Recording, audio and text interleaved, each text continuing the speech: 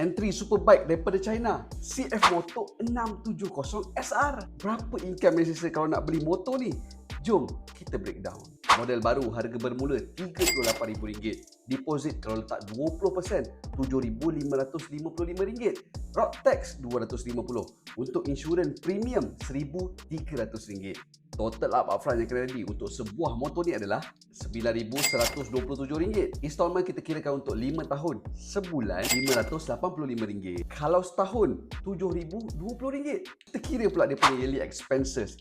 Insurans RM1,300.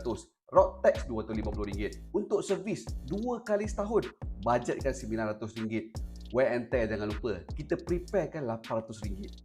Total up yearly expenses untuk sebuah motor CF ni adalah RM3,250. Campurkan yearly expenses dengan yearly installment, maka dapatlah RM10,270. Bagikan pula dengan 12 bulan. Jadi sebulan kita prepare RM855. Berapa income yang selesa?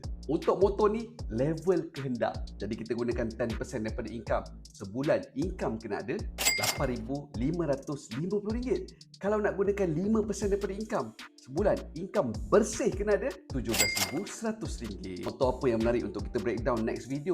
Harley Davidson ke? Kalau setuju, komen part 2.